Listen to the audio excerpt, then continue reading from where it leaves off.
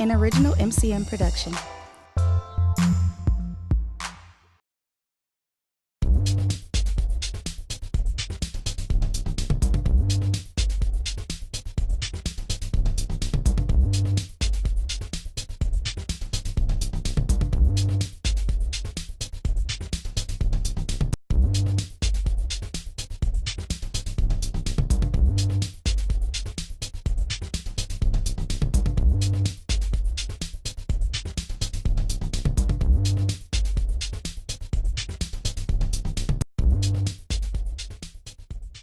At least it's not. Good morning, everyone. That's I'm going to call the meeting of the Operations Committee to order this morning. Would the secretary please record the roll? Commissioner Bohl? Here. Commissioner Johnson is expected. Commissioner Martinsek? Here. Commissioner Swan? Here. Commissioner Krieger? Here. Commissioner Hermes? Here. You have a quorum. Thank you.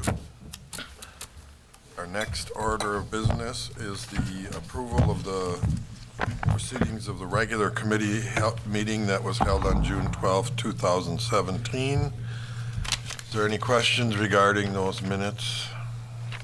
Approval. It's been moved by Commissioner Bohl, Second. seconded by Commissioner Martinsek. Swan.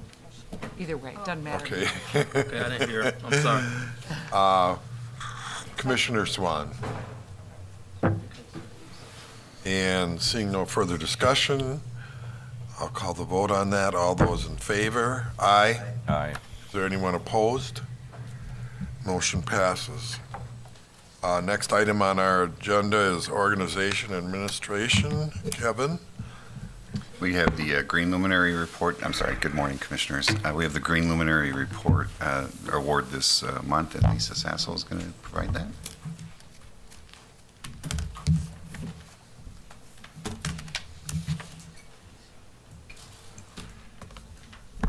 Good morning. I'm morning. Lisa Sasso. I'm a project manager in planning, research, and sustainability.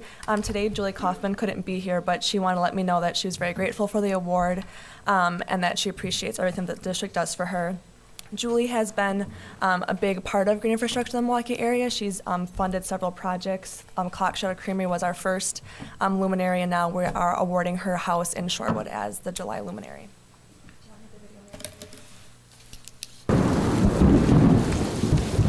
A massive storm last night. 100% of that water is growing our food, growing our plants, and being saved. Really, I'm in the construction business, so I see a lot of stuff that's not built well for the environment. I'm personally passionate about the environment, so I really wanted to walk my talk and build something that reflected my values. We have green roofs on top of all of our flat roofs that collect rainwater. We have rain barrels that capture the rain that comes off those green roofs. And then when it overflows from this rain barrel, it travels into an overflow, basically a bioswale or an engineered wetland. On one side of the house we have bioswales. On this side of the house we have pervious pavement. So we have a drive and we have a patio. Then we're surrounded here by native plants which are designed to really be resilient in capturing rain. You know, you can do these things in your own home and really contribute to solving some environmental challenges here in the Great Lakes region. I think it's kind of a misconception that this stuff is hard or expensive. It's really not. Really, it's just a matter of taking a downspout, putting it into a rain barrel that you can buy almost anywhere, and then having a hose that runs out into a piece of green, whether it's a rain garden or if it's just a lawn. All of that helps, and that's one simple step, and then you can take it to the next step. We're all part of the problem as much as we are part of the solution. It's not going to be somebody else who solves these problems. It's going to be each of us every day, and you know, a residential home is a very simple way we all can take some steps in that direction. Nice. Questions or comments? No, thank you, and that's a very impressive presentation too. Gotta make sure we get our congratulations to that Green Luminary Award. Was there any comments? And we'll provide her the certificate and so forth. So, I'm seeing her later this week, so I'll pass the message on to her. Okay, thank you. Thank you. thanks, Lisa. Anything else, Kevin? No, that's it for the Executive Director's report. All right, then we'll move on to the new business portion. The first item is file number 17-065-7. The contract for engineering service, and I see Mike is here. Morning, Mike Martin, Director of Technical Services. First item, the Commission is requested to authorize the Executive Director to execute on behalf of the district contract I-06-001-D01 engineering services for the North Shore 12 collector system improvements with Symbiont Science Engineering Construction Incorporated in amount not to exceed $674,631.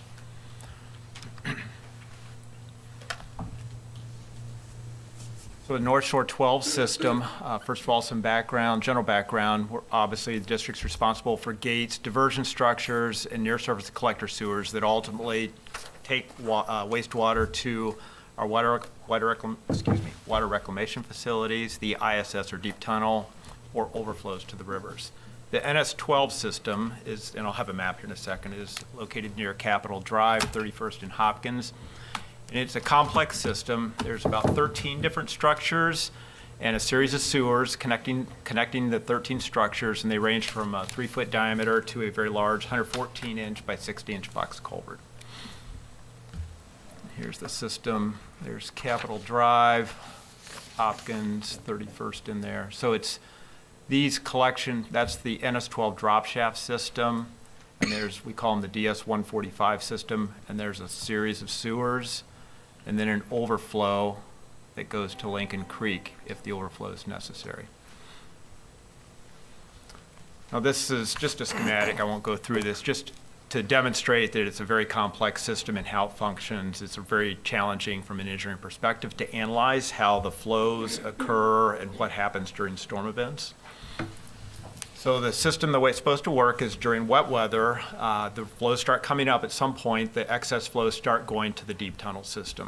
And then if the deep tunnel fills, the district may decide to have a combined sewer overflows where we close the deep tunnel gates. And under those kind of circumstances, the only way flow should be going is direct to Lincoln Creek via a large box culvert. And on average, that happens maybe 2 times a year on average. So over the past several years, we've had some issues up there where 2 different circumstances. One is that a combined sewer overflows occurs before we have closed the tunnel gates. In other words, the deep tunnel was still able to receive flows, but we had, because of the hydraulics, we had an overflow that should not have occurred. So that's one circumstance. And the other times, after we did have an overflow, there were some manhole lids upstream of this near Capitol and 31st that the system surcharged and those the wastewater overflowed onto the street. They should go direct to Lincoln Creek. They should not be going up into the surcharging out of a manhole. So we've had these two different circumstances which we want to try to mitigate under this project.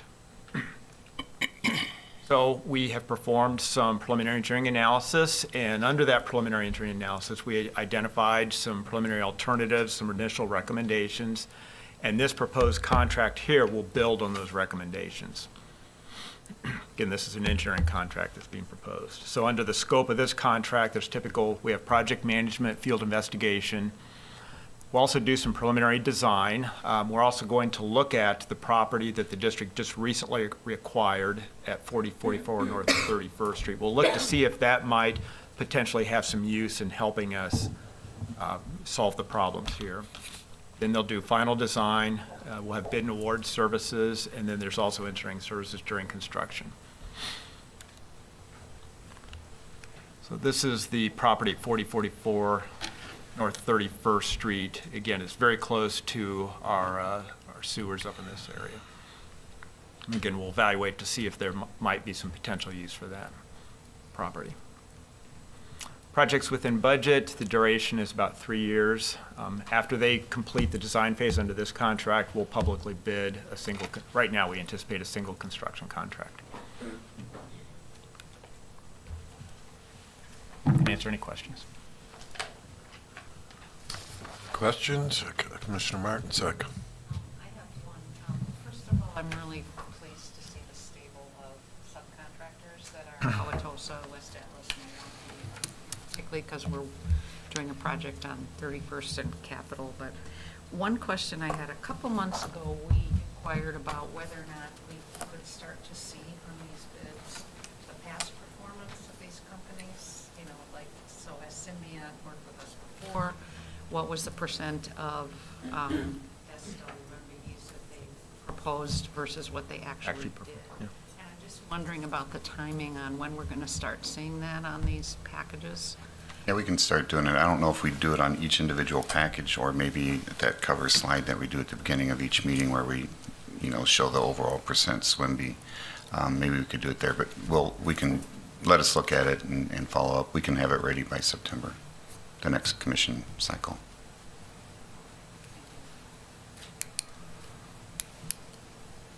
Anyone else? Moved by Commissioner Bull, Second. second by Commissioner Martinsek. Okay. Seeing no other discussion, I'll call the vote. All those in favor? Aye. Aye. Okay, I guess I heard enough ayes to pass it. Moving on to item number 2 then, which is file number 17-066-7, which is basically rejecting a bid. Yes, so this is a multi-part request. The first part is requesting authorization for the executive director to reject the bid for contract S04031 C01 South Shore Water Reclamation Facility Digester Gas Treatment Project. So that's the first part. The second part is we're requesting to authorize the executive director to execute amendment number 3 to contract S04031 D01 design and engineering services for the South Shore Water Reclamation Facility Digester Gas Treatment Project with Black and Veatch Corporation in an amount not to exceed $70,402 and to restore the executive director's original delegated authority. There's a lot of background here that I'm not going to go to unless the commission desires, but basically we have a digester gas system at South Shore. We use the digester gas and produce energy to help reduce our costs. This is a schematic of that system. Using it a couple different ways, but primarily using it to generate electricity, but also for heating water for the digesters themselves. So the engines themselves, the digester gas engines, obviously they rely on the digester gas. In our past history with those engines, the gas quality has been fine. And back probably last year, we started seeing some increased levels of a chemical constituent called siloxanes. The siloxanes are prevalent and they're becoming more in use in society. They come in home or healthcare products. It's very common substance that's becoming used more frequently. As the siloxane levels increase and they get combusted in the engines, they can damage the engines. So we started looking at, because of when the engines get damaged, we have to do more frequent overhauls. So we looked at installing a digester gas cleaning system, and we developed, under the Black and Veatch contract, we developed a set of bid specifications to install the digester gas treatment system. So we did a public bid on that, and we got one bid. It was higher than budgeted by $650,000. The mechanical work was more expensive than what we expected and what we previously experienced. And again, we only got one bid, so we're recommending rejecting that bid. What we propose to do instead is take the work and then break it into 3 bid packages in the hopes that, and still with the goal of meeting our project objectives. Go by breaking it into smaller bid packages, we can get more bidders and bids that are closer to the project. We've also looked at some things to do change about the project that hopefully will reduce the cost. So in order to break those bid packages into 3 different bid packages and do a little bit of re-engineering, we're requesting to amend the contract with Black and Veatch, and that's the $70,000 request. So we're also requesting to restore the executive director's authority for contract modifications for the Black and Veatch contract. Kevin has the authority to make amendments up to basically $57,000. He's used $56,500 of that. So that's in case we need to make any other future amendments. And there's a lot of detail there, but the primary thing is reject the bid amend the engineering contract so we can do a little bit of re-engineering and break it out into 3 bid packages. Then we'll go out and rebid those 3 bid packages. Questions from the commissioners? Commissioner Manzanet? I appreciate the opportunity. So are you intending to see, do you believe that breaking it up in those 3 parts, are you going to come in under the actual responses you got at 650? Yeah, we're going to break it into 3, but we've also done a little bit of re-engineering to change scope a little bit in ways that we think will reduce the costs also.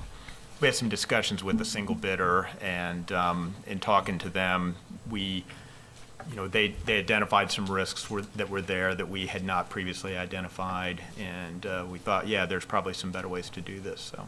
And the timing of this, is it going to be within that 3-year scope still? It'll take us obviously time to do the re-engineering, but we think it's time well spent in order to make the project come in under budget. Thank you. Seeing no other discussion, motion would be in order. I would move approval of the staff recommendation. By Commissioner Bowl. Second. Commissioner Swan? I'll second. All right. Been properly moved and seconded. Seeing no further discussion or questions, I'll take the vote. All those in favor? Aye. Is there anyone opposed? The motion passes. Thank you. Item number 3 is file number 17-067-7, and it's an amendment for a professional contract. Michael? The Commissioners requested to authorize the Executive Director to execute Amendment Number 4 to contract W40011E01 Professional Services, the Kinnickinnic River I-94 to Beecher Habitat Restoration Project with Montgomery Associates Resource Solutions, otherwise known as MARS, in an amount not to exceed $296,680, and to restore the Executive Director's original delegated authority. Just note that this contract previously was titled KK River I-94 to Beecher Feasibility. So the KK River, the segment I-94 to Beecher, both the EPA and the DNR have identified this segment as having significant water quality impairment issues. The EPA has designated, it's a formal designation called an area of concern, where they've identified significant impairment of beneficial uses. As an AOC, it's eligible for grant funding, and I just want to point out that all of this work in this amendment is 100% grant funded by the Department of Natural Resources. Not only the money in this grant, but the follow-on work, the actual construction work itself, is 100% grant funded by the Department of Natural Resources. This map shows the area of concern. It's outlined in red, the stream segments, and then goes out into Lake Michigan. This is an EPA designation. Then the project area is I-94 to Beecher. So in response to the area of concern, the DNR developed a remedial action plan, and its purpose is to hopefully remove that area of concern designation and improve water quality conditions. What they've identified as the key thing within this segment is to perform habitat rehabilitation. They call it a necessary fish and wildlife habitat project in order to remove the AOC designation. So some work the district had done starting several years ago. We have a flushing station that we no longer use on this segment of the KK River. It's located at Chase Avenue. And our review of that had indicated that the downstream segment doesn't, similar to the area of concern, we're not able to sustain aquatic habitat levels due to low dissolved oxygen, or DO. There's lack of flow, and then it's pretty much a straight channel. There's not much meanders or anything like that. No real good habitat for wild, aquatic habitat. So we had worked with the NOAA, National Oceanic and Atmospheric Administration, using a grant from them, and we had identified some recommendations to improve the Reach's habitat and address some of the area concern issues also. So there are kind of these two parallel tracks going on. So the recommendations ultimately from the work that had been done with the EPA, DNR, and the district is to, in order to improve the in-stream habitat, they recommend constructing in-stream habitat restoration, provide supplemental oxygen, improve the adjacent land by removing invasive species, and then also increase the hydraulic capacity to mitigate floodplain impacts due to the work that's done as part of this work. So in June, just a month ago, the DNR formally offered us an $850,000 grant to implement the following recommendations. And that is to design and implement the in-stream habitat restoration and then conduct a supplemental aeration pilot study. And the purpose of that is to understand the amount and type of aeration necessary to improve the dissolved oxygen levels within the stream reach. So they gave us this grant just about 6 weeks ago on a formal basis. So part of that grant stipulated that we have the design and the construction completed by September 2018, so a little over a year from now. In order to meet that timeline, we're proposing to modify an existing agreement with MARS, who had performed work for the district and identified a lot of the recommendations already. So that would allow us to meet the timeline as opposed to going out for a separate procurement and obtaining a different firm, which takes typically 3 to 4 months, and it's unlikely we would meet that DNR grant deadline. So this scope, under this commission request, the scope would be for MARS is to perform typical project management. They would develop and perform a supplemental aeration pilot study. They would develop bid documents for in-stream habitat restoration. There would be stakeholder involvement, their services during construction. And after that, we would publicly advertise and bid the in-stream habitat restoration contract. So that will be a separate procurement sometime either late this year or next year. These are just some pictures of the stream reaches. We're also requesting to restore the executive director's authority. Under this contract, Kevin has $50,000 in authority, and he's utilized all but $440. That's the request is to restore the authorities in case any other services are needed that we currently don't anticipate. I think that's it. Well, I will start with a question. The aeration of to bring up the oxygen levels, I guess, is there going to be some kind of mechanical, like fountains or something? Is that? Yeah, what they're doing right now is they'll look at the different type of mechanical aeration that would be done. They'll pilot, I think they pilot one technology, and it's more to see how the stream reacts. And then they'll also look at the different types of aeration that would work within a stream, which is challenging to do it in a stream. So they are all mechanical, either by some sort of diffuser system or some sort of mechanical mixing system. Either way, they'll figure out what might be the best way to perform the aeration. That's quite an interesting proposition to get Yes, it oxygen. is. That's why we're doing it as a pilot first. Okay, thank you. Any other questions? Commissioner Bowl? No, I had the same question. I was curious if they were going to put plugs in the water like you do in your lawn. So. Well, the low flow must be losing its oxygen somewhere. It's just stagnant. Yeah. Yeah, stagnant, and then particularly in the summertime with low flows, the microbiology consumes the oxygen within the stream, and it's difficult to sustain aquatic habitat. Okay, seeing no other questions, it's moved by Commissioner Bowl and seconded by Commissioner Martinsek. Call the vote then. All those in favor? Aye. Aye. Anyone opposed? Motion passes.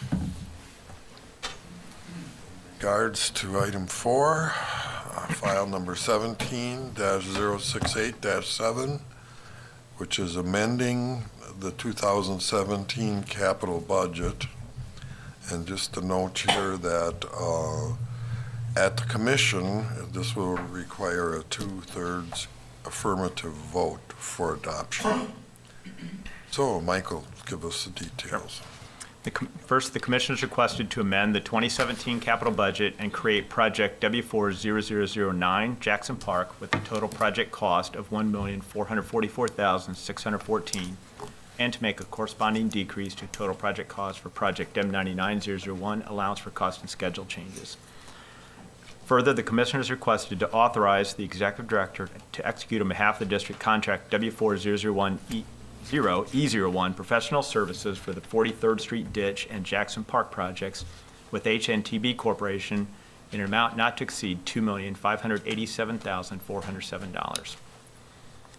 So the KK River 43rd Street Ditch and Jackson Park projects, they're immediately adjacent to each other.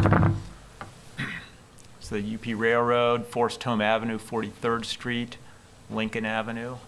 You can see the location of the two projects. They are two separate projects for capital budget purposes. I'm going to first talk about the Jackson Park project. The KK River Watercourse Management Plan identified 330 structures on the KK main stem. There's a series of projects necessary to mitigate risk of flooding for those 330 structures. One of them is the Jackson Park project. For the Jackson Park, the KK plan identifies flood storage within Jackson Park, and then there's 700 feet of concrete channel. Replace that with a natural channel along with 700 feet of a culvert. And then also within Jackson Park, where we've provided flood storage, would restore and improve those impacted areas. This is Jackson Park. There's where the flood storage would be within there. There's the river coming in and out of Jackson Park. Just a little bit closer, you can see concrete line channel, then it goes into a culvert, then back out into a concrete line channel.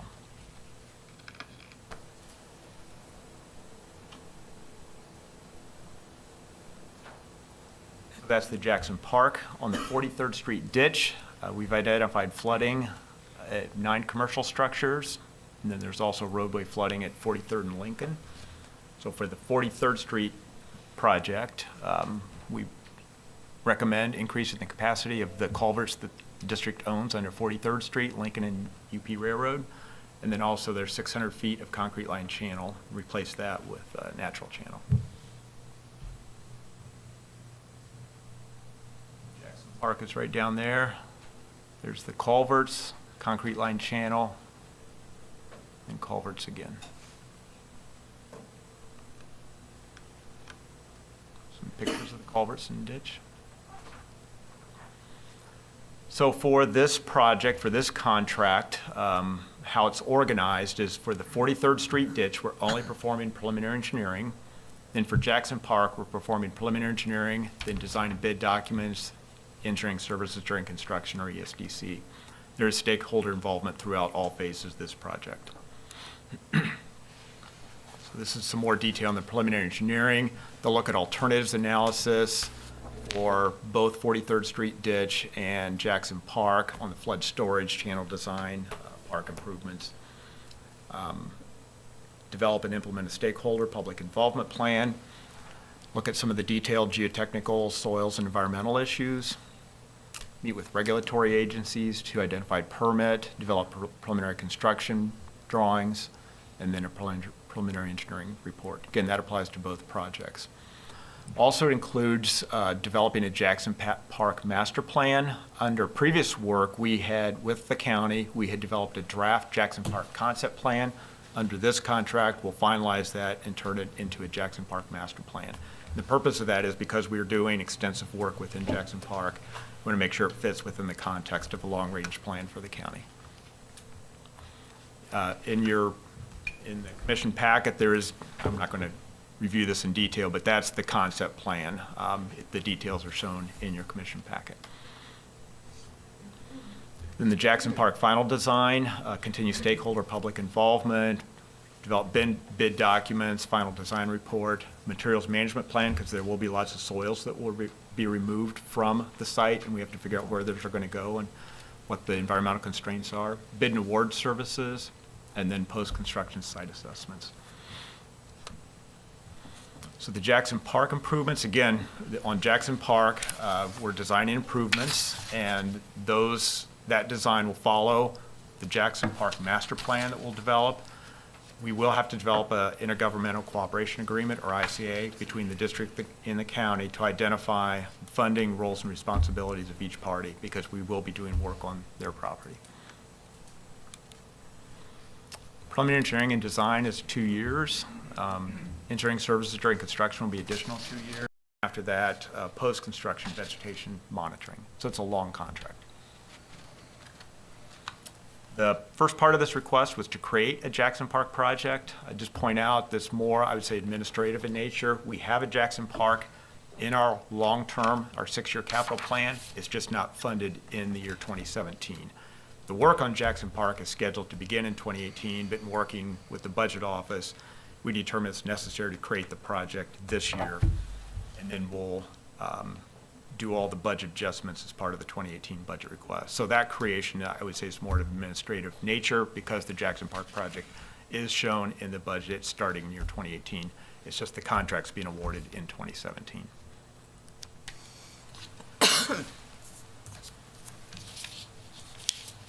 Questions from commissioners? Commissioner Gramling? Thank you. Mike, I think it's important for the commission to understand the connection between this project as you've described it and the work that's proposed and underway for downstream sections of the KK, and importantly for the commission and the public to understand that there's a neighborhood waiting for work to be done between 6th and 16th Street until the Jackson Park work is complete. And I would encourage you and others to include that in part of the communication about this project going forward, so that people understand that they are linked and that the community further downstream that's been waiting for work to proceed and been part of preliminary work that's ongoing down there for the better part of the last 10 years really does need this Jackson Park project to be completed as soon as possible in order for them to reap the benefit of the work proposed for that downstream section.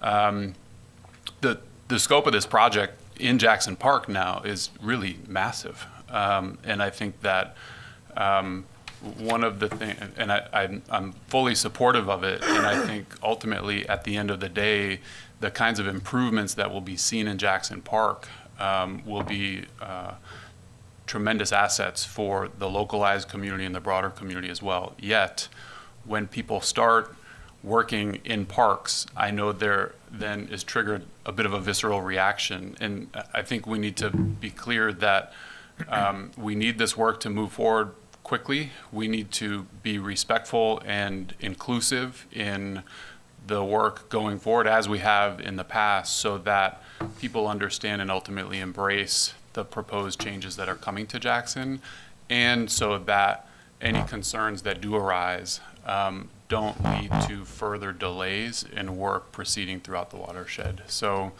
I'm really excited for this project. I think it's, again, a wonderful opportunity, and what will be done in Jackson Park will result in benefits for generations to come. I think the district deserves a lot of credit for stepping forward on a project of this scale, and I'm certainly looking forward to other work that will proceed throughout the watershed as a result of this project being completed as soon as possible.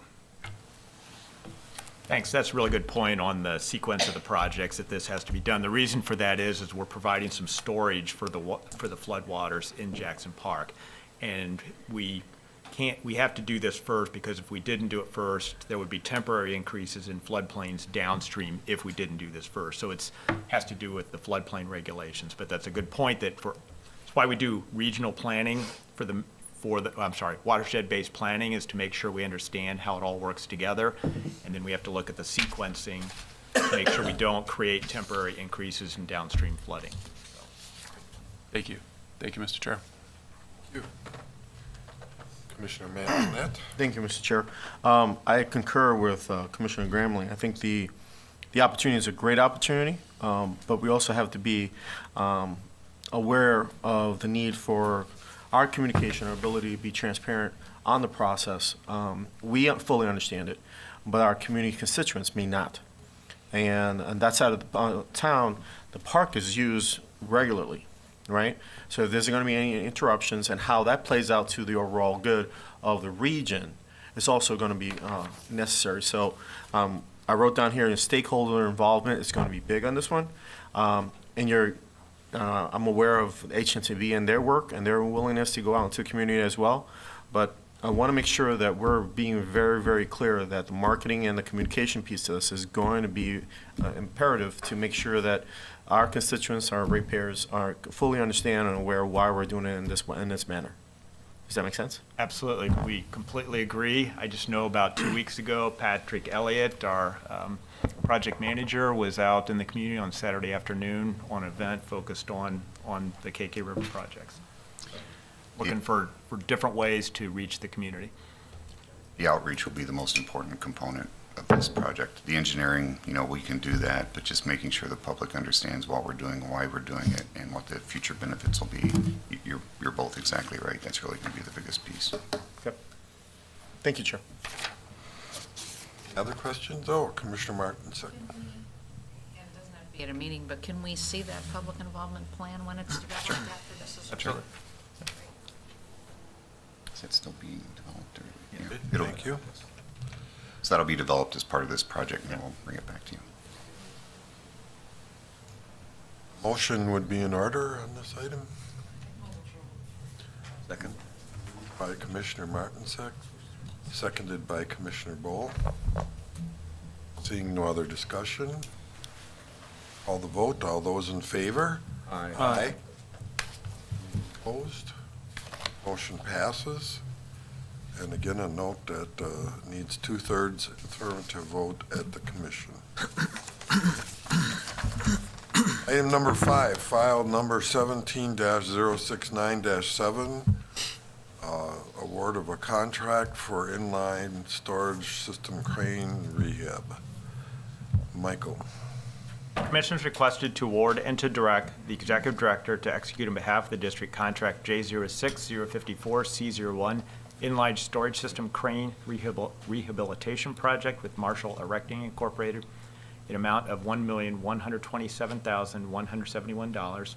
Further, the commissioners requested to decrease the total project cost for project J06054 ISS crane rehab project by $1,745,608 for an amended total project cost of $1,912,324 and to make a corresponding change to the total project cost for project M99-001 allowance for cost and schedule changes.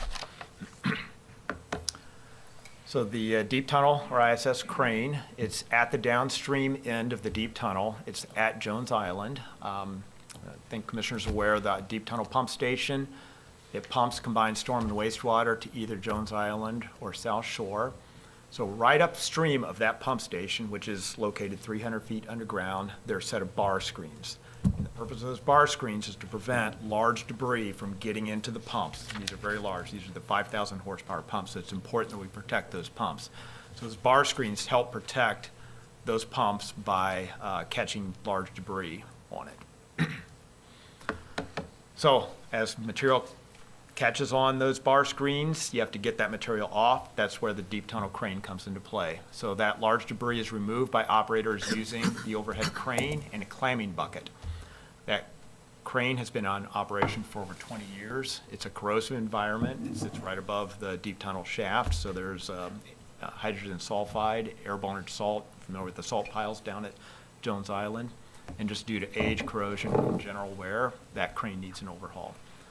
And since over 20 years, the control equipment has been upgraded, has become better. It's located at the south end of the Jones Island facility. Got a picture here. Superstructure, and then the white is the superstructure, and then is the crane. And I can't quite see it, but yeah, right there's a clamming bucket that drops down 300 feet. And they pull the material up out of that out of the shaft. Operator cab. Various gears, structural steel, can of WD-40 looking for the duct tape.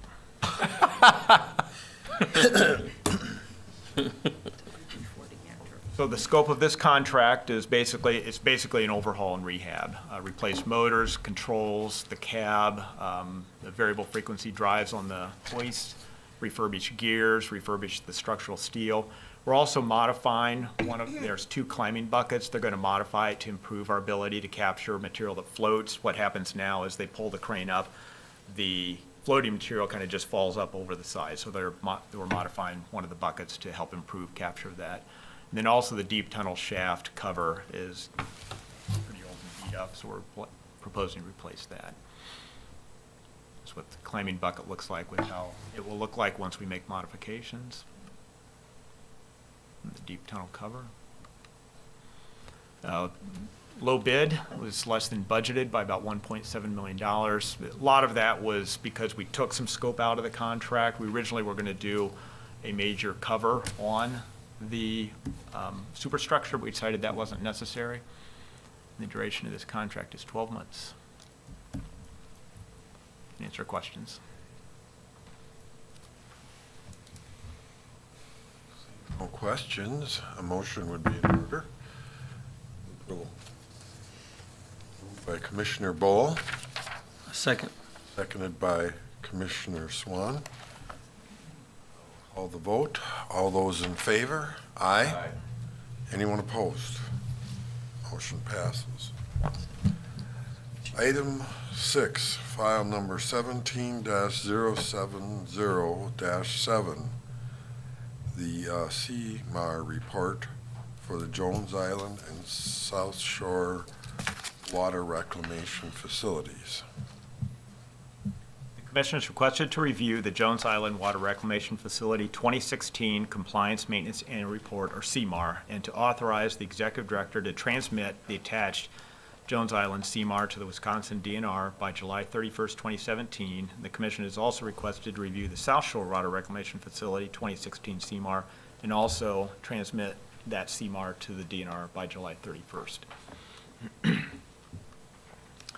So Wisconsin code requires that publicly owned treatment works submit a CMAR to the Department of Natural Resources. The CMAR is basically a scorecard, 0 to 4 point, just like your grade card, and then requires the governing body to review that CMAR and authorize staff to transmit it to the Department of Natural Resources. The regulatory deadline is June 30th. They provide an extension to us by 31st. We do a lot of electronic transmittal of the data back and forth, and we work with them. There were not any particular issues with that request for the deadline, and they granted it to us.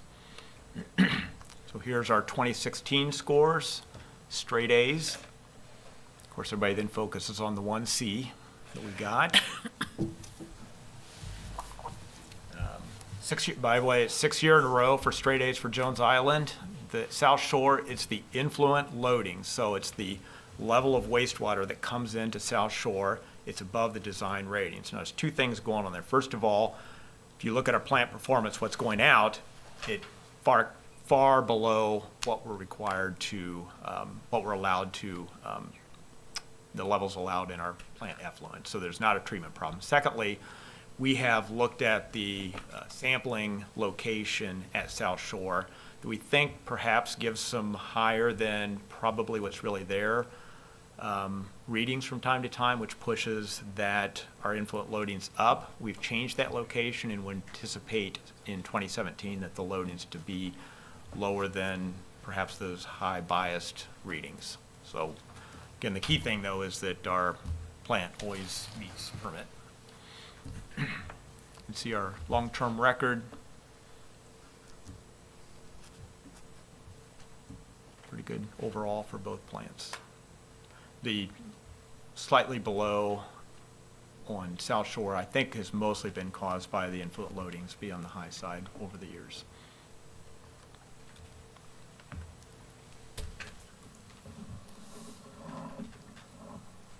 Questions? We're just seeking approval to send this on to the commission and then to the DNR.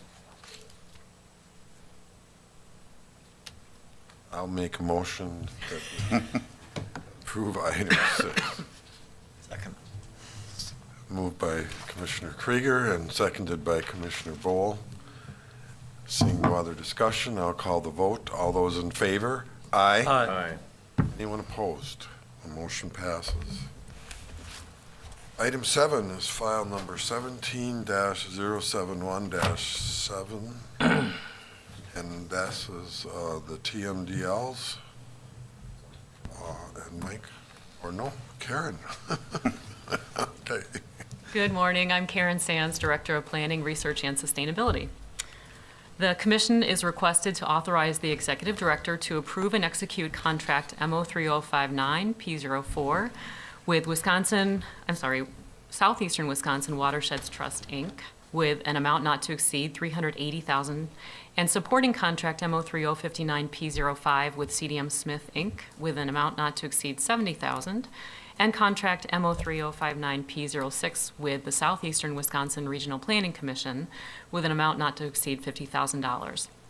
Further, the Commission is requested to increase the total project cost for project MO3059, total maximum daily load studies, by $600,000 for an amended total project cost of $2,485,895, and to make a corresponding change to the total project cost for project M99001, allowance for cost and schedule changes. So, a little bit about TMDLs to start off with. It's not on the slide. A TMDL, or total maximum daily load, is really the amount of pollution a stream segment can receive and still meet water quality standards. So we have a lot of stream segments in our region that aren't currently meeting standards, and so a TMDL, a simple way to think of it, is a pollution diet. So the project scope for this particular work, for the 3 contracts that we talked about, or I mentioned, is to develop an integrated, cooperative, and collaborative approach to coordinate our ongoing flood management projects with municipal requirements for TMDLs. There are 3 contracts with the 3 entities up there. Full disclosure, I'm on the board of the first one, Southeastern Wisconsin Watersheds Trust, Inc. I won't be signing or administering the contract, however. These are non-compete contracts, and that's because the work that's entailed in the contract is really quite a continuation of what is already being done under TMDL work. So a little bit about the basis of the project. Several staff members, including Kevin Schaefer, went to Chicago and talked to folks from the DuPage River Salt Creek Workgroup. In their case, they told us that TMDLs are a chemical, or their chemical parameters are often difficult to meet, and so they were interested and then pursued meeting biological parameters. So they had developed their TMDLs long before we did here in 2002, and then over the course of a number of years worked with the EPA and the Illinois Department, the environmental folks there, to undertake biological monitoring that focused on watershed-wide improvements.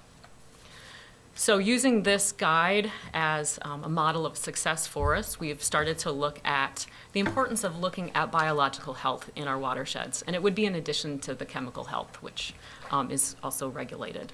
So water quality is a driver of our local discharge permits. NPDES is National Pollutant Discharge Elimination System permits. They're also often called MS4 permits, where municipalities are involved. And it's a goal of the Clean Water Act to improve water quality, obviously. So biological monitoring and indices and the endpoints entailed provide a really integrative way to look at a river and the river's health. In addition, when you look at just the chemical constituents, you can see a large fluctuation based on if you've had antecedent rain conditions, whereas the biological health is a much better indicator or longer-term indicator of the health in a stream. So adding in the biological lens really helps provide a good look at what's going on in the stream. It's based on science, but it's also really much more easily understood by the general public when you're out talking to people about the health of a stream and what's actually living in it. So when we add in biology, it ties together law, the science, and consensus building and public involvement in a cost-effective way. This is just a picture of some people conducting bioassessments on a stream, just to give you an idea of what that might entail. You'll see this slide again, but I just want to set up for you that what we want to do here is to look at a water quality improvement plan for the entire region through these 3 contracts. And what MMSD really adds to the mix is that all of our projects, particularly our flood management projects, our municipalities could claim a credit for or claim progress toward meeting their future TMDLs that will be in their discharge permits. They will continue to do their own planning at the municipal level, but the added benefit or the added value here is that municipalities could count what we're already going to be doing for them. So everybody wins is the idea. This is a response to our water quality impairments. I talked about the pollution diet that we will be going on as a region. I talked a little bit about what a TMDL is, but again, it's the total amount of pollutant a stream can receive and still meet water quality standards. So over 5 years ago, we received Great Lakes Restoration Initiative grants to undertake what are called third-party TMDLs, meaning we did them on behalf of the DNR under the Clean Water Act. They have been done and submitted, but they haven't been approved yet, so they're at the stage where they're almost done. And so this water quality improvement program will look at moving forward beyond the TMDL work.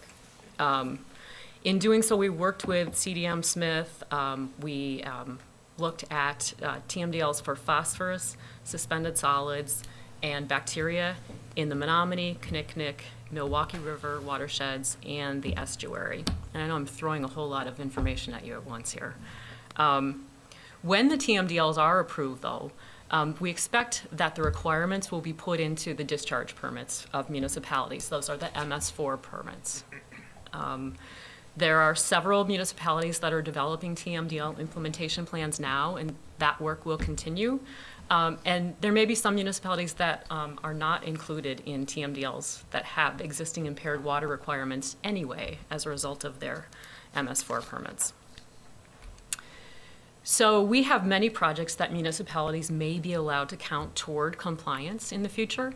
This is just a list of some of the flood management work that we're doing that we have good indication from DNR, at least verbally, that these could count and really help out municipalities. We mentioned this at our last technical advisory team, or TAT meeting. That's a monthly meeting that we have with municipal public works officials in our region. And they were surprised, I think, but also very somewhat pleased and had to think about it further, but there was, we only received positive feedback. Also, DNR was at that meeting and voiced their support as well. So the proposed water quality improvement plan would have us to continue and expand the biological part of the monitoring that we do. All 28 municipalities would count our projects toward moving toward TMDL compliance in the future, once that's part of their permit. And we have that again verbally from DNR at our TAT meeting. So again, this is a slide I showed you before, but just to drive it home, all of the MMSD projects that could count would be eligible for municipalities to count, and that would happen regardless of where they are in the region. So it wouldn't be strictly limited to one watershed versus another. Subject to DNR approval. So the overall request is for $500,000 for the 3 contracts, plus another $100,000 for internal staff labor. The project completion date is the end of December in 2018, and this is the requested action.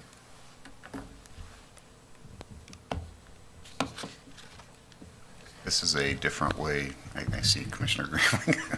This is a different way to think about how to address TMDLs.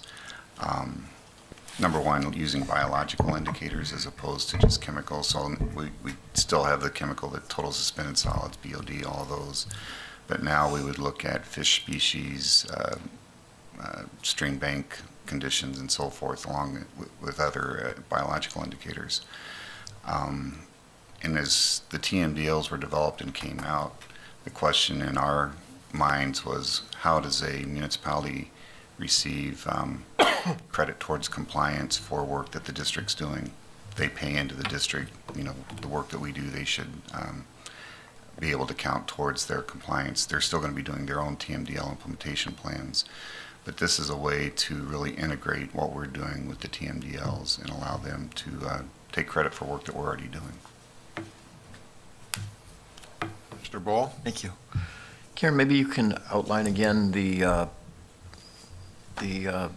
various criteria that are enlisted for TMDLs. Phosphorus was one, Phosphorus. total suspended solids, and Bacteria. bacteria. Now, these are, there are guidelines that are established by the DNR for various communities to reduce each of these. And right now they're drafts. They're waiting for EPA approval, but they're percent reductions for each of those constituents. And I recall seeing not long ago a push that had come to seek a dramatic reduction in the phosphorus. Although, do you know how that will impact local municipalities in relation to water? Because a lot of the water is drinking water. I'm speaking specifically. From what I understand, a lot of the phosphorus that may be coming from farm fields as well too, utilized as a fertilizer, albeit in water, the city of Milwaukee supplies a preponderance of suburban communities around us, and then there's Oak Creek that serves others, and a few isolated ones. But the phosphorus is added to the water as an inhibitor to prevent the leaching and of lead. I don't know, and I'm not aware of there being any changes given the elevated concern that's been brought to bear with that particular issue. Is it just that the DNR in a situation like this would grant a waiver potentially, or is there some other ways that the sewage district and or those municipalities can seek to reduce the amount of phosphorus that they may be contributing into the system without causing potential alternative health concerns? I'll attempt to answer that. If I don't hit what you're asking, let me know. So on the drinking water side, the drinking water utilities add phosphorus, orthophosphate to the drinking water, and then we take it out. And the reason they add it is for the leaching problem. With the TMDLs, the point where that water could enter the system is non-contact cooling water, water that's used to cool, whether it's an industry or whatever, and then they discharge that directly to a river.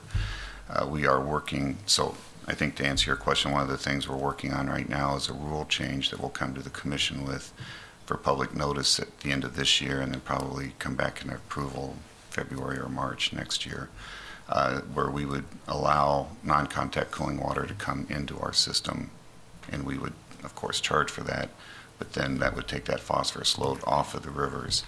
And right now it's not allowed in our rules, but we're looking to change our rules to allow that.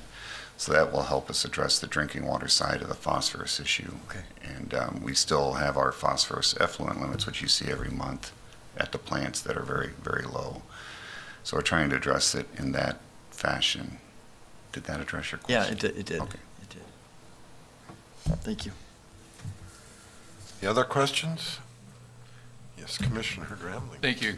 Kevin, feel free to keep reading my mind beyond July. I can see the forehead going. So I guess my question is this, and Karen, you might be in a better position to answer, I'm not sure. If I'm a regulated entity that has a TMDL reduction requirement, and using the diet metaphor, I need to lose 100 pounds. What percentage am I looking to MMSD's projects? How many pounds am I hoping to get out of MMSD's projects versus projects that I may be implementing on my own? Is there a sense of like how that breaks down? You mentioned that the TAT was very surprised, and I'd imagine that they're like very pleasantly surprised that MMSD projects could become helpful to them in the face of TMDLs. But I think what the DNR has been communicating with respect to TMDLs over the long term is that they expect to see good faith progress forward, right? They don't expect allocations to be hit right away or even in a 5-year permit term. And so over the course of 20 years, they'd like to see forward progress made in hitting the target of the diet that you referred to earlier. I think there could be some concern out there in the community, particularly in the environmental community, if the diet targets are met only through MMSD projects, and that there's perhaps reluctance or more passivity on the part of regulated entities to move forward on their own projects and their own investments in lieu of MMSD's leadership. Does that make sense? Yeah. There's a question in there somewhere, I think. But. I think, so this is just a brand-new idea, so I don't know that we have a target in mind, but that we are certain that the municipal implementation planning should continue. Some of it has started, it should continue, and those who are not undertaking it will eventually undertake it to meet their permit requirements. It's more of a bonus than, I think, the whole answer to the story. Because it's new, though, I think part of it, the green infrastructure part, may be looked at as part of the 2050 facilities plan. In fact, I know it would be, but also longer term, the much larger flood management work could be looked at as part of these 3 contracts. So I don't have a percentage expectation at this point. There's It's so new. There's no calorie count that we know of for different projects. Just that we're keep doing reducing. Well, I think looking at it as a bonus, right, and not the prime operator to achieve TMDL reductions is really important, because there have been, like, the community has been waiting for TMDL allocations to be set to really understand what we can expect going forward with respect to water quality improvements. And I wouldn't want the new idea to become the only idea going forward that's going to drive water quality improvements, right? Because I'd imagine that no matter how much of an impact we can demonstrate or document through MMSD's projects, we're still going to need others to be effectuating water quality improvements, like non-contact cooling water and non-point source pollution reduction from roadways and parking lots, et cetera, et cetera. It's, and as you said, it's a 15 or 20-year cycle that the communities are looking at for the TMDLs. It'll be the DNR that regulates. They're the regulator that'll regulate to make sure that the communities meet those reductions in their MS4 stormwater permits. If you look at it from the river, though, what we're looking at is trying to improve water quality. And if we're doing a project that improves water quality, the most economical approach is to integrate all of that work together so that another municipality is not doing something that's going to do more or not do anything that's really beneficial. So this is really trying to integrate water quality improvements at an economic price point that is beneficial for everyone, and just taking credit for the work that we're doing. The DNR has said that the communities are going to have to continue their TMDL implementation plans concurrent with this. And as we go forward, we're not looking at updating the model every 5 or 10 years. It'll be this biological monitoring where we've already got good data now, use that as the baseline, and then try to show real-life indicators that we're reducing the pollutants, improving the biological habitat in the region, and really showing a real benefit. I can't agree more with the point of integration, so Yeah. I absolutely agree. And that's really what it is. But you have to understand, on this water quality improvement plan, it won't be Esbrook Dam removal on Milwaukee River, just the Milwaukee River communities getting credit for that or moving towards compliance. It will be the all 28, so they won't have to necessarily be in that watershed. Thank you. Mr. Chairman. Commissioner Bowl. One other follow-up relating to the biological assessment. What exactly constitutes biological assessment? I mean, is this one of those things where you go out and you monitor how much fish should we have in this area here this year versus last year versus the year before? Do you go out and assess the muck to see how much contaminants are there and what levels, whether they're driving downward or whether that's part of cleanup? Are there any other factors that are some of the obvious ones that are tested? It's over my head. There are a lot of factors. So I think one of the first steps you would look at is what are the indicator organisms that we're going to target to look at. So, and not knowing that going into it, it's hard to go into further. I'm wondering, Sharon, What do we, you know more? what we could do is maybe send you the DuPage River biological assessment Yeah. that they're doing. and Yeah, that would be a I good would just be example. curious. Yeah.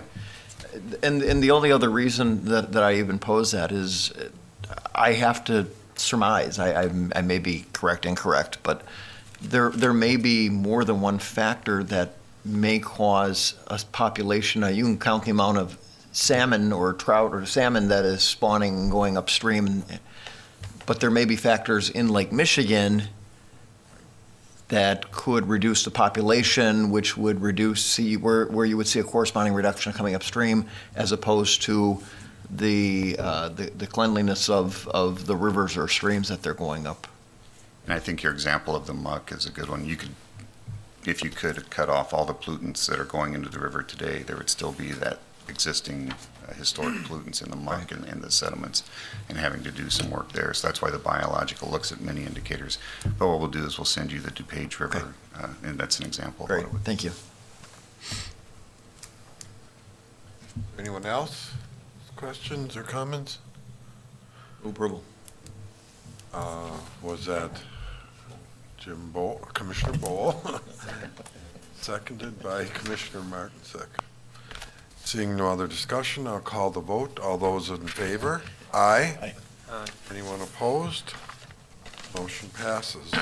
Commissioner, I should apologize, Commissioner Martinsek. I thought we had addressed the issue that you brought up earlier, but what we'll do between now and the July full commission is provide you, at least for this month, the data that you're, as much as we can, the data you're asking for, and then try to make it more of a regular thing by September. Okay, there's one final agenda item. Move to adjourn. Second. Been moved by Commissioner Krieger and seconded by Commissioner Bowl. All those in favor? Aye. Aye. We are adjourned. You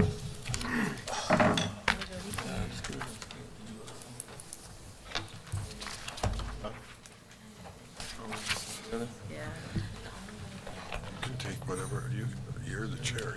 Want to take 5 or I have plenty of free tickets. jump in? I should have, and I had just talked to you. Let her rock. Good morning. I want to convene the meeting for the Policy and Finance Personnel Committee. Today, Monday, July 10th. Call to order and call the roll from Madam Secretary, please.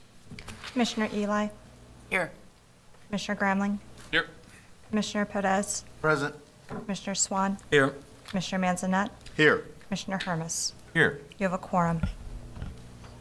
At this point, I would like to have approval of the proceedings of the regular committee meeting held June 12th, 2017, and special committee meeting held on June 26th for 2017 as well. I'll take a motion. Move for approval. Second. Properly moved by Commissioner Gramling, seconded by Commissioner Perez. All those in favor? Aye. Any nays? The motion passes. And I appreciate that. I'm going to turn it over to Commissioner Hermes. Before we go into new business, he would like to make a statement. Just a few comments, actually. Thank you, Mr. Chair. A couple of months ago, we lost one of our commissioners that had served as a former chairman of this commission as well many years and had termed out. We're losing one after today's meeting that has provided all of us a lot of depth in this commission. We all see commissioners come and go from this particular body over the years, and we all will come and go. But there's few that come that really make a complete impact upon this commission, not only upon the commission, but with everybody who serves on this commission and those around this commission. And I speak of Commissioner Gramling here. This is his last official meeting today with us. He is terming out after 9 years. He has served, and he's also leaving his job soon at 16th Street Community as he and his family have made a rather large decision to move south to the Nashville area. So he's going to be missed by many in and around Milwaukee, not only this commission and 16th Street, but the staff here at MMSD, Veolia, the employees of MMSD, the region as a whole, and all of his friends and network. And anybody that knows Ben has a very large network in this region. We all looked up to Ben, still do. Ben's the guy that has the 30,000 foot down perception of this commission, MMSD, and the region. He's got a depth of knowledge and detail. His thought process is one that I'll always try to model after. His decision process, the same. His people skills. His ability at oration and communication. Because you can sit here, just as he did today, and listen to Ben chime in a couple of times during this meeting, and you may not agree with everything he's saying, but you understand every word he has said and why he has said it. He reflects greatly upon the region as a whole and the MMSD mission, the importance thereof. I can't think of a better colleague that I've ever served with on another body of this type of nature. I'm sad in one way we're losing him. I'm happy for him and his family, and I wish him the very best in all of his future endeavors and success. And you will be missed.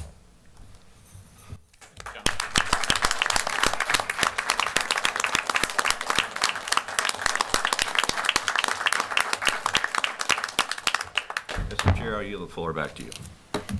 Thank you, Commissioner. I concur with everything that has been said, and your work in the community has been noted. I work deeply in the south side of Milwaukee, and I'll tell you, there's no other name that resonates further in our community than your family's name, but you've carried that name brand very well, and you will be missed. Well, if I could, Mr. Chair, I'd like to see a show of hands of people who don't agree with everything that I say. Because I just naturally assume everybody does. No, I'll reserve my remarks for 2 weeks from now when I do plan to come back and wish everyone goodbye for one last time as a Milwaukee resident. So I do very much, though, appreciate the kind words. I'm very flattered and humbled by them. And it is definitely a sad day to be leaving the district on official terms at this point. So thank you, Mr. Chair. So we'll continue on with new business. I appreciate the commentary and look forward to 2 weeks from now. It will be a sad day for all of us.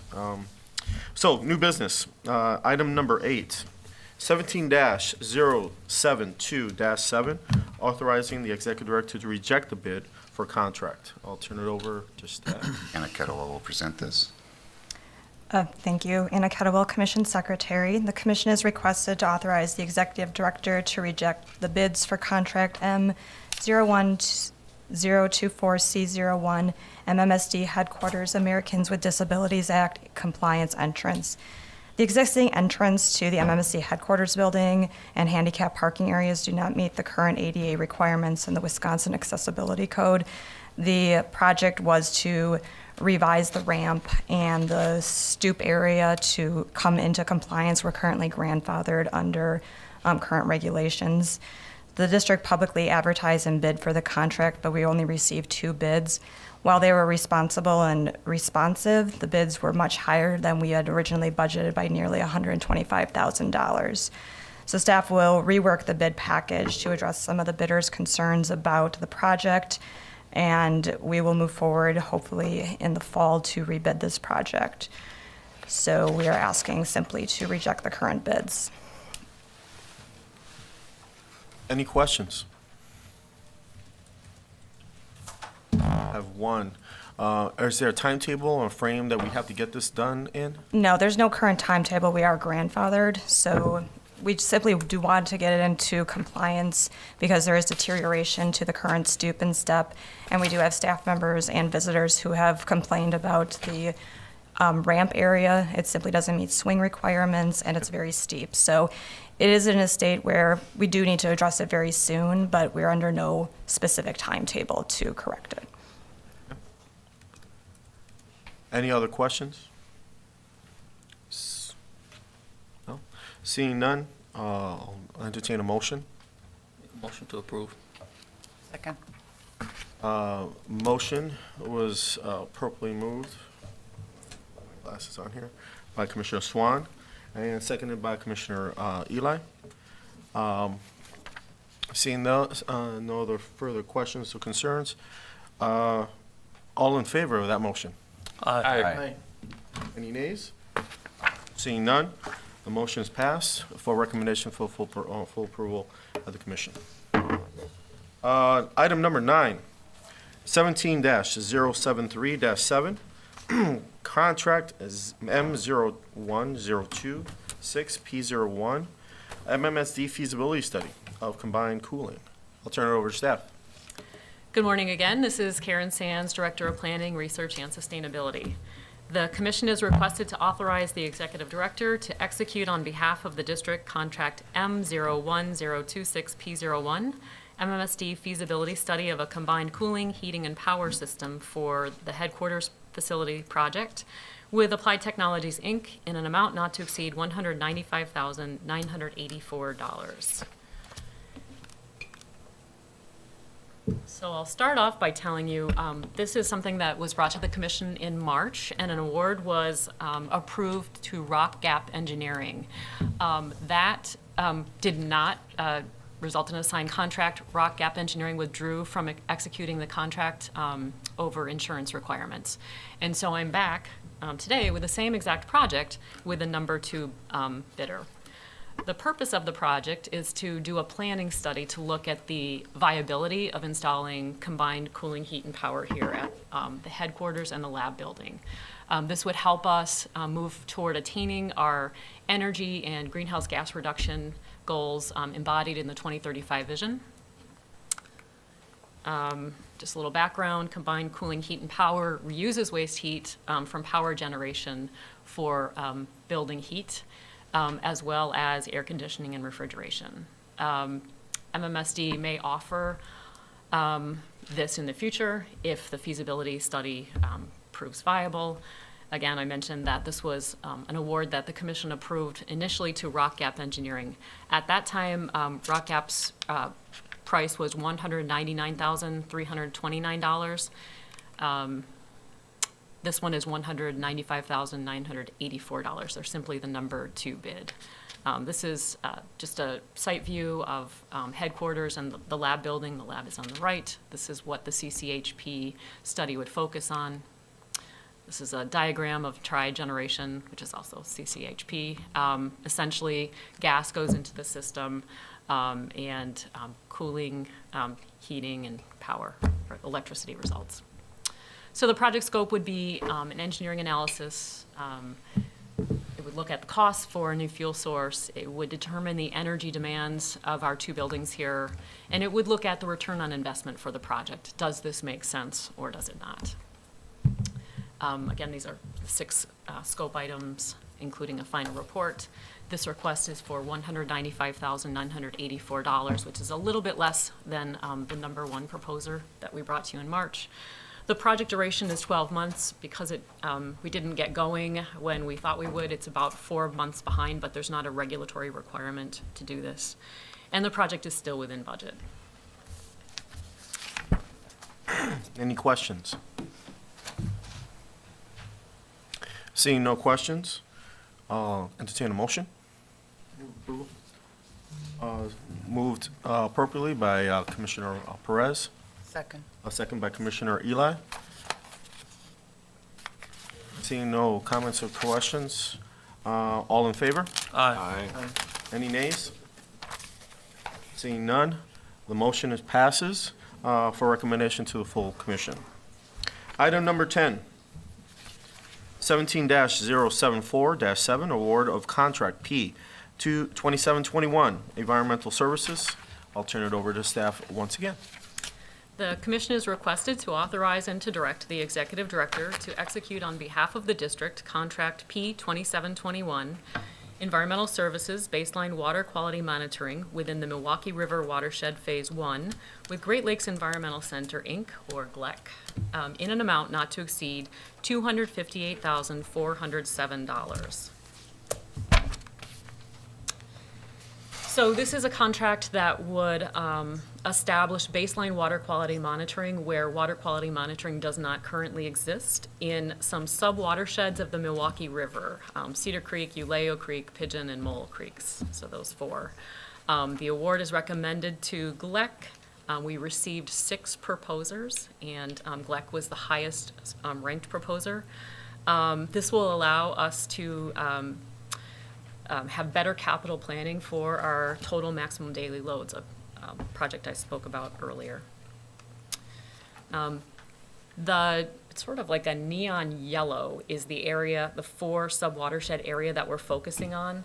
The larger area, plus a part that's in brown in the upper left, is the greater Milwaukee River watershed. So as you can see, this is a subset of the Milwaukee River watershed just to the north of our planning boundary. But we're interested because it all flows into our service area. The baseline data that we're looking for doesn't currently exist. Because it flows to us, it'll help us with our capital improvement decision-making. It'll also be useful to our municipalities who will be looking at permit compliance in the future and overall water management. And then it ties in with our working soils project work that we do with the Milwaukee River Conservation Partnership, in which we're one of 19 partners. It will help us evaluate the performance of future projects that are installed as a result of that project. It's just another map zeroing in on, but it's a little hard to read, but these are the 4 watersheds. Again, the request is for $258,407. The project completion date is first quarter 2020, and this is the requested action.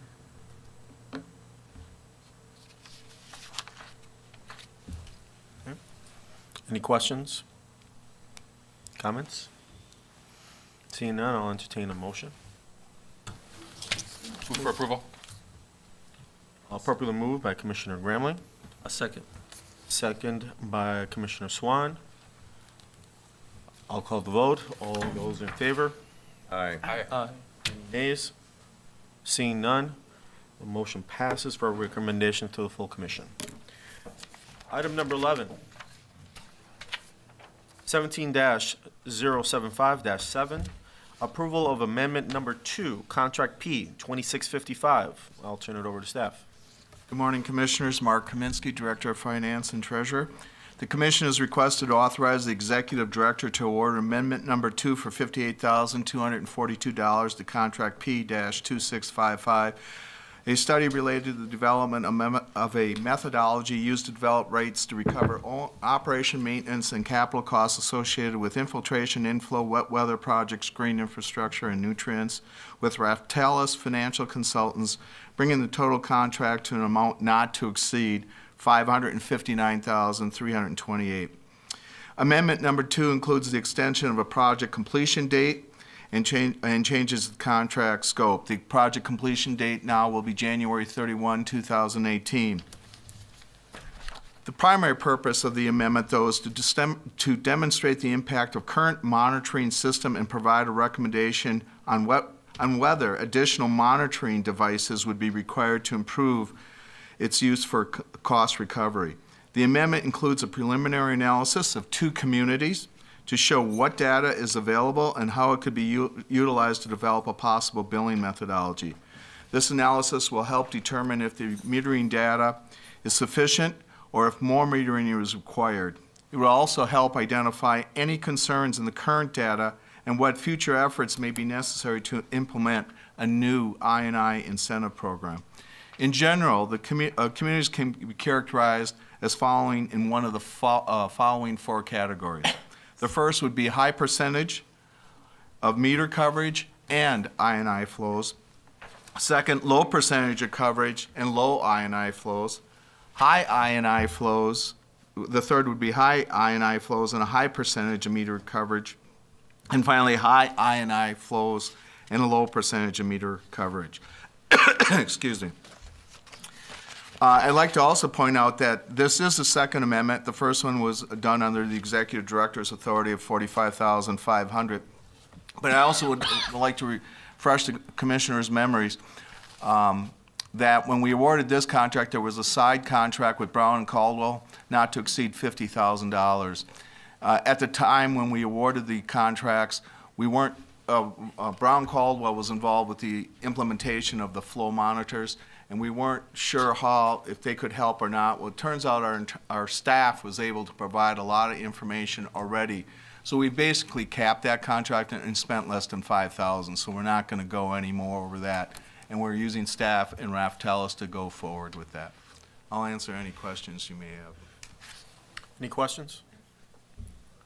I do have one, and it's about the data. Yes. And the reporting of that. Is that something that's going to come back to Yes. Commission so we can get a full understanding? Yes. Of whether this study and the expense for it, well, was it worth it, was it not? I mean, kind of make that determination? Yes.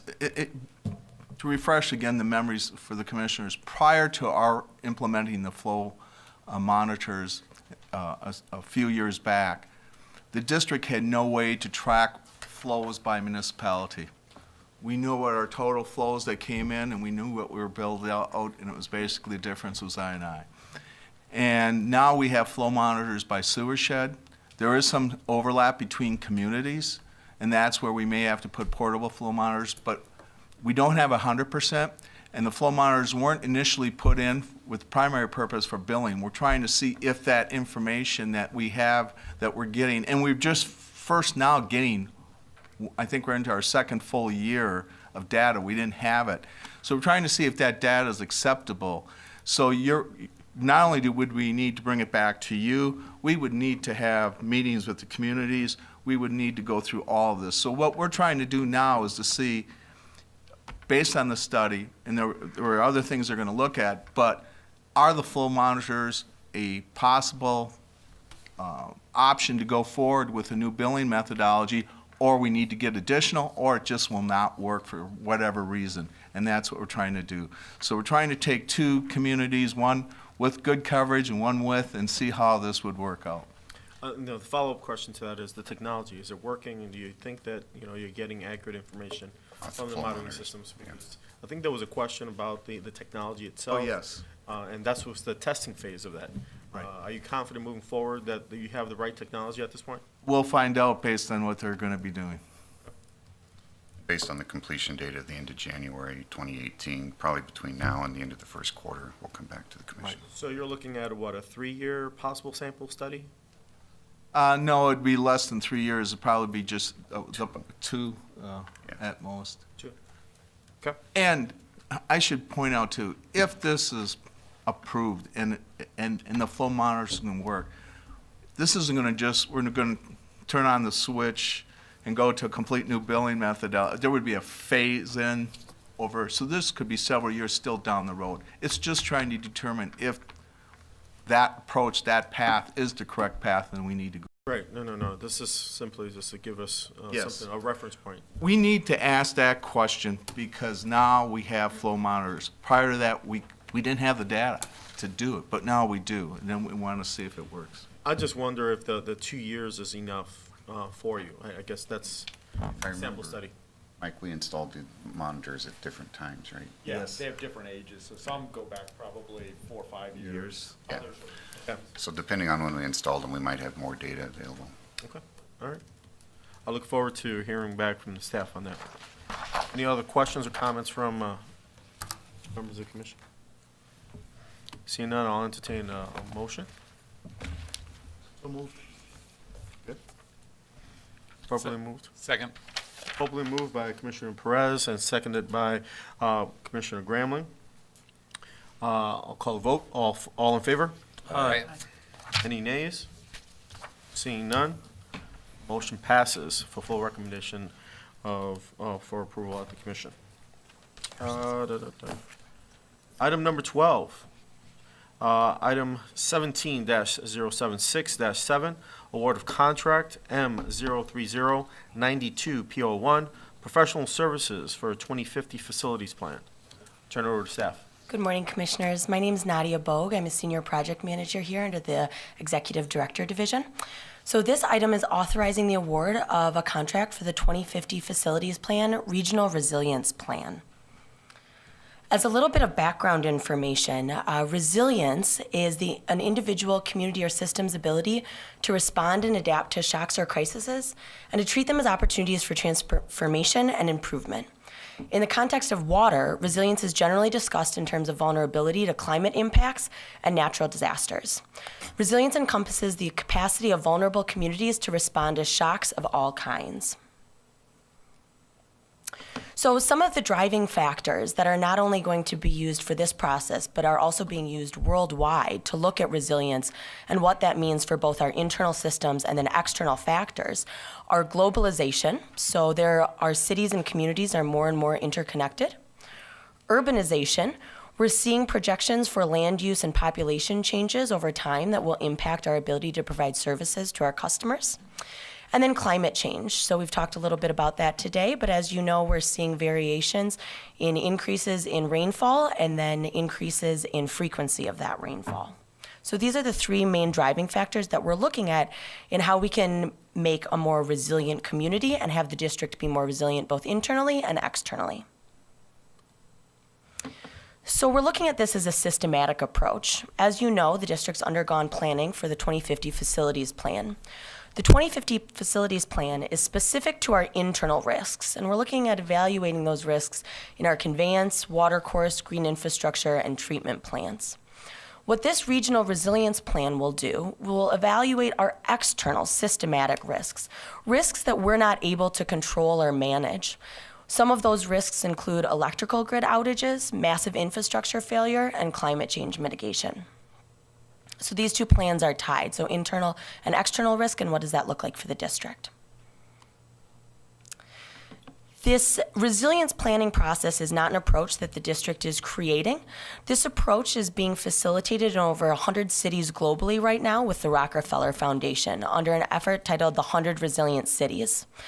This effort is replicating a systematic approach to look at risk and mitigate that risk through strategic planning efforts. So what this would do for the district is it supports our sustainability plan and our 2035 vision. It will scope out major risks and create strategic action steps related to just the most critical risks. Although those critical risks may encompass environmental, social, and economic factors, the district will only address items that are within its mission. Some of the partners that we'll be working with are Southeastern Wisconsin Regional Planning Commission, We Energies, and the Nature Conservancy, as well as the University of Wisconsin-Milwaukee. And the scope of what this is specific for looking at the risks and vulnerabilities related to those risks.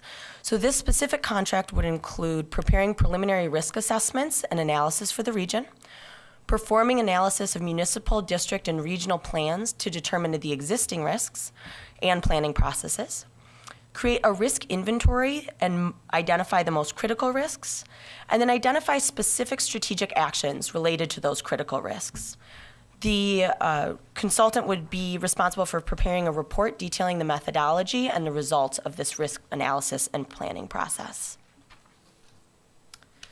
So the request for this award is $445,353. The contract duration is 9 months from the notice to proceed.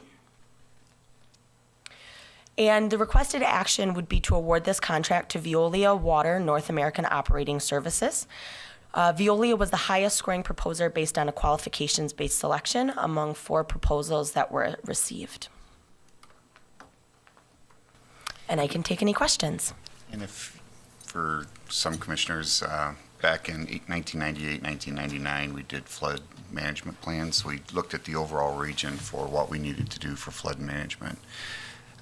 really looking at what are those future risks of, flooding occurring in the region. We're, as you know, well into implementing steps to try to mitigate those risks now. What Nadia has just described is looking at some of the future and some of the outside risks like flooding, but other issues that we may not have total control over, but we want to make sure that we integrate our efforts across the region. So it's really just the next step of something that we started 20 years ago. Any questions? I have one, or maybe more than that. Since this plan has to be, you're dependent on partners.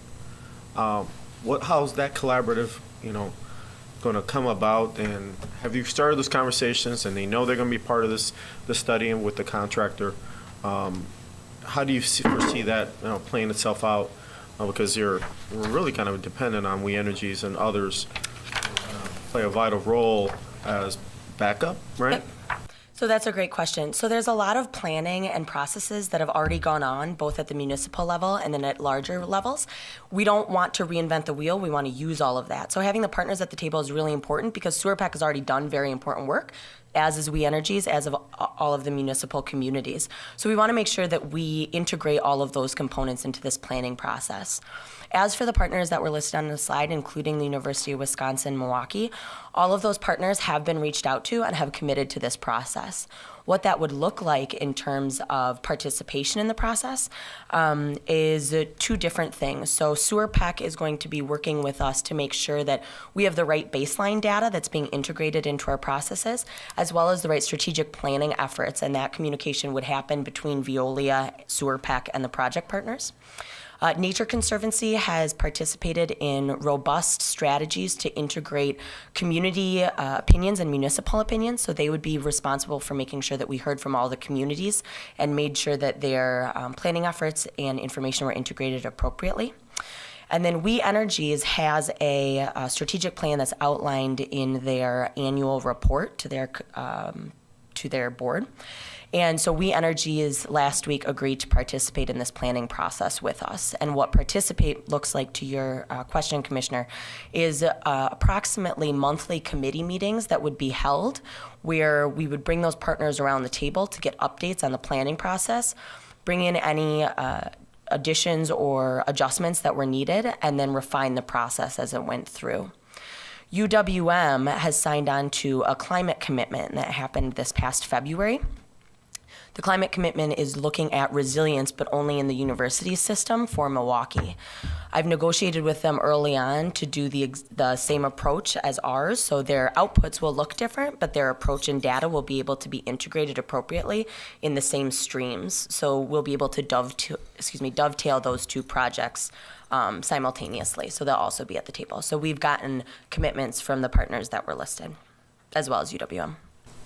So, am I mistaken to understand that we're going to be taking the lead on this effort, or is it the end result of the study going to kind of dictate who's going to take the kind of leadership role on, the processes and in the case of a natural disaster? So we'll be taking the lead on facilitation of discussions as well as the plan development. As it comes to implementation, we will only be responsible for implementing components of those critical risks that directly relate to the district. So that's why the partners and the process is really important, so that as implementation moves forward, as there are components that municipalities or other agencies can take on and integrate into their planning processes, they can do that at their discretion. And we'll be reaching out to all of you as well to get your input on this also, both as elected officials and commissioners. So, question. Thank you. Is my understanding correct that the effort brought forward here is being done independent of the organization 100 Resilient Cities? Yes, that's correct. The 100 Resilient Cities effort was developed to be replicated for an individual municipality and to streamline the municipality's different factions of their work, so the different departments in a municipality. What we came to understand through discussions with the 100 Resilient Cities organization is that cities have to apply to be a part of that, and you can only apply if you're a city. And those 100 cities have already been chosen for the amount of funding they have. Secondarily, though, a city would need to pay upwards of $2 million to 100 Resilient Cities to participate in that, and that didn't make sense. So, but we are using the same framework as 100 Resilient Cities. So we will not only be looking at resilience to a scale at the community level, but our resilience planning processes and the components of that will also be able to be integrated at both a national and then global level. Does that answer the question? Yeah, it does. The efforts of 100 Resilient Cities, I know it's supported by an American-based foundation and the Rockefeller Foundation, Yep. so it says here. Is that global in its Yes, sir. then? Yep. So 100 Resilient Cities received $170 million from the Rockefeller Foundation to do this work over the course of a number of years. And then my last question, do you know if any communities or any cities that are near Milwaukee in the upper Midwest are part of that effort? Yes. So both Chicago and Minneapolis, Twin Cities, have both been chosen as a 100 Resilient City. There's 3 different phases to the development of one of these strategic plans, so they're both in 2 different phases, but those are 2 of the closest Midwest cities that have been identified. And lastly, because that was, do you know if there's going to be any effort to, or can there be, do you have to be part, I'm assuming that they would release various points of data publicly and not just emit that to the city of Chicago or the city of Minneapolis. Is there going to be efforts to look and to compare? For example, weather patterns, while Chicago, their weather may be somewhat distinct, it may be that the upper Midwest is going to see somewhat similar patterns where comparison of data that we may glean through efforts here can be assessed with what they're seeing or anticipating in Chicago to even increase the benefit of the plan, if you will. Yeah, that's a good question. So there's kind of 2 responses to that. At a higher level, Veolia was chosen on a qualitative-based selection as the front runner. One of the reasons is because they have participated in the development of many of these plans before us. And so they were on these teams, so they will be able to have access, and we can work with Chicago and Minneapolis to be able to work with them on what that data looks like. The second part of the answer is, in an effort to be consistent across how the district evaluates data, for the district, we would be using the same climate assumptions, rainfall data, and weather data that were used for the 2050 facilities plan. So we'll be using that data, but to be able to integrate the overall weather components that you've suggested. Say that again. Sure. So in the 2050 facilities plan, we have different, not assumptions, they've been run out over the course of the planning process, of rainfall data and projections in populations and weather components as a whole. So we'll be using those same data points for the resilience plan. Does that doesn't, on the surface, doesn't make sense to me, because in one way, the way I read it is what you are anticipating through this plan should actually inform the 2050 facilities plan. In one way, the fact that the 2050 facilities plan is there, if you're utilizing data as you're taking a set of assumptions that would, to me, almost undermine what you're really seeking to obtain in this particular plan. Or am I just reading this all wrong? We'll be pulling from the same set of meteorological data, so rainfall data, whether it's the facilities plan or the resilience plan, which is a part of that. What we're doing with, and so the facilities plan is really looking internally, as the one slide talked about, and using that data for our internal facilities planning and determining what we need to build. The resilience plan will take that same rainfall data, knowing what the 2050 facilities plan has, but also look at these more outside issues that might impact that facility, which is the WE energies and some of those other issues. So then, in the end, is there always the possibility of modifying a facilities plan like a 2050 plan? Because obviously, oh yeah, we're setting a large school plan, and you do the 5 to 10 years in between that will change. And we've got an interim milestone date of 2035, but there will be tweaks as we move forward. It's adaptive. We're going to learn as we go forward. And that'll be the same with the resilience plan. All right. Commissioner Martek. If I may, when Mosaic has their community relations plan developed, could we see that as well? Because I think that's an important component on both this and the Jackson Park plan, which we asked for as well.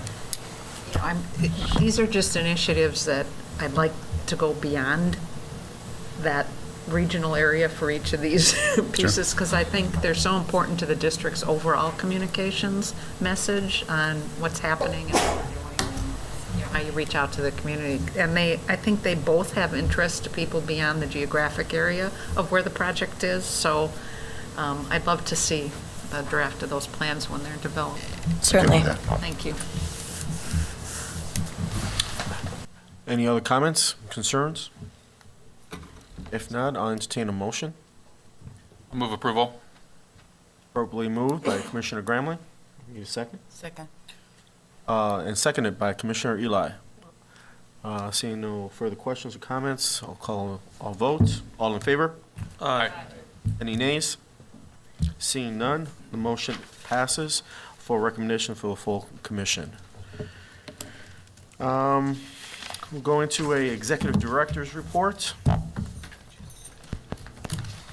Good morning again. We have Baker Tilly here to provide the financial audit. Mark Kaminsky will facilitate that discussion. Hey, Jody. Good morning, Commissioners. Oh, thank you. With me today is Jody Dobson, partner in charge with Baker Tilly, who oversaw the audit of our 2016 financials. Before I turn it over to Jody, because this is their presentation, the timing of this is really good because in the next few months, you're going to be seeing budgets, and then ultimately we're going to be asking you to approve rates and going forward. But that's all perspective going forward. What we're doing here today is how have we actually done. This is the actual numbers. This is our reports. And do we need to improve financially or that in certain areas, whether it's systems or whatever. But it's a great timing. We're closing out 16. This is the final. And you have a copy of the comprehensive annual financial report in front of you. But before we start and go forward, both are very important, but this is the final results. So with that, I'll turn it over to Jody. All right, well, thank you very much for having me here today. So what I want to do is just walk a little bit through the overall audit process, as well as some highlights from the 2016 financials. So for our audit team, as Mark said, I'm the partner in charge of the audit, and I've worked with your audit for a number of years. We always have a second partner that does what we call a concurring review. So they go through and just do a final read of the financial statements and help us identify anything that may not be clear to the external reader who isn't knee-deep in the numbers. And so that person was here out of our Milwaukee office, John Knapel. Our senior accountant, who was day-to-day on the job, was Samantha Botterman. And then we also have a minority business firm that participates in the audit with us, ML Tharps, and they've been working with us for a number of years. So as the overall audit process, the financial statements received what we call a clean or an unmodified opinion. And this is the highest level of assurance that you can receive, consistent with the opinion you've received on your financial statements for a number of years. The financial statements are the responsibility of management. And so really our responsibility as the auditor is to understand your processes, the way the finance department works, and then to design our tests of the data to highlight or to focus on the areas of risks and to be able to issue our opinion that says these financial statements are a fair presentation of the financial position and the results of operations for the district. I see you all have the copies of the annual report in front of you, and I did want to highlight within that there's two sections. Pages 16 through 19 is the management discussion and analysis, and this provides a really good overview that management drafts of what happened during the year and how it compares to the prior year. And then starting on page 32 to the end of the report is the statistical section.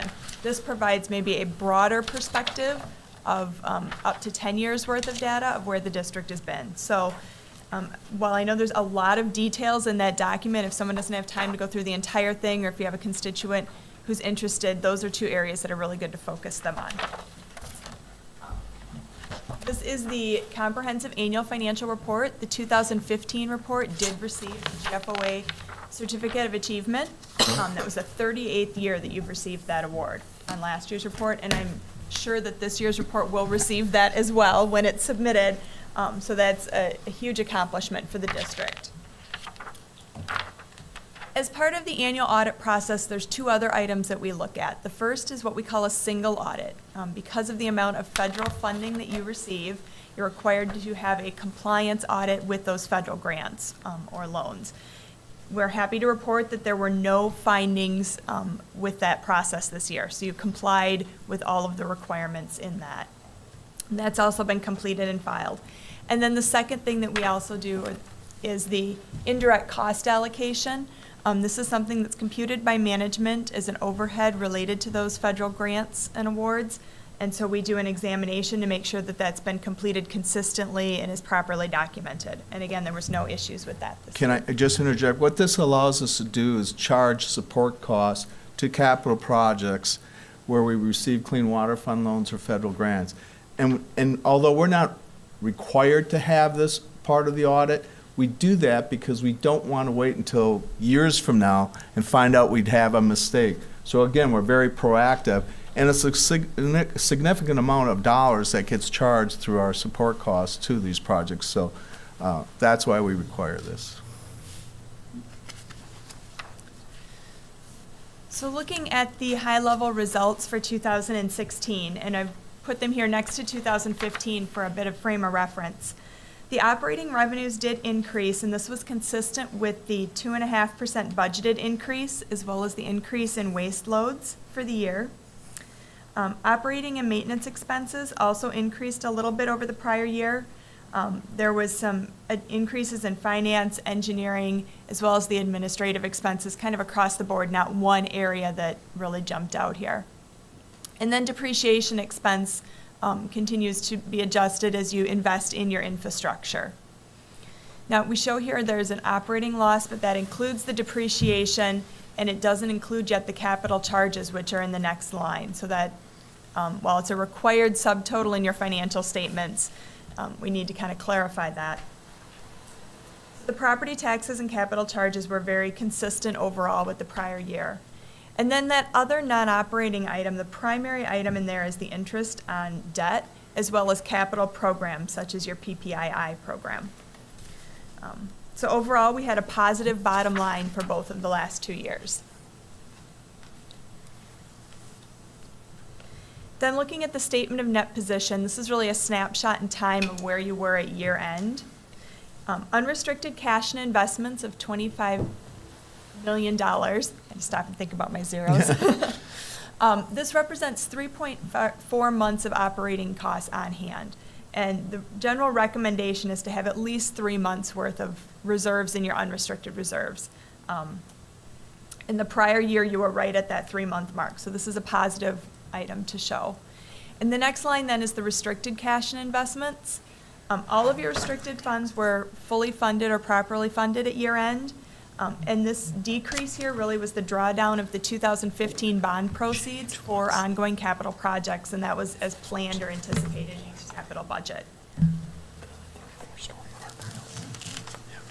And then the item at the bottom here, the deferred outflows of resources, the largest portion of that really relates to the deferrals related to the pension accounting that we started last year, and the biggest piece of that is the contributions that are made subsequent to the measurement date of the pension numbers. So it's really just a timing issue.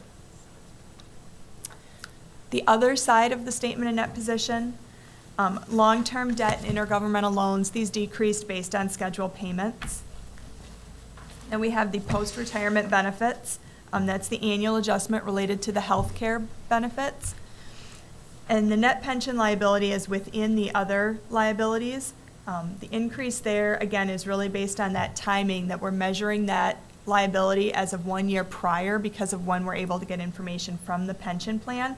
But all required contributions have been made. Some are just deferred on that prior page. So it's really a timing issue there that we're showing the liability. So when we look at the net position or the equity of the district, the top line here in these bottom three is the investment in capital assets. And off to the side, we've noted that this is 73% of your net investment in plant is created through equity. So just a little over 25% debt, and that's a very strong position. Normally when we look at governmental, enterprise fund, utility-based organizations, we don't like to see any more than 50% of debt, and you're much lower than that. And then the restricted resources are just those tied to outside restrictions, whether it be bond resolutions or DNR funding. So overall, again, that the net position increased from the prior year.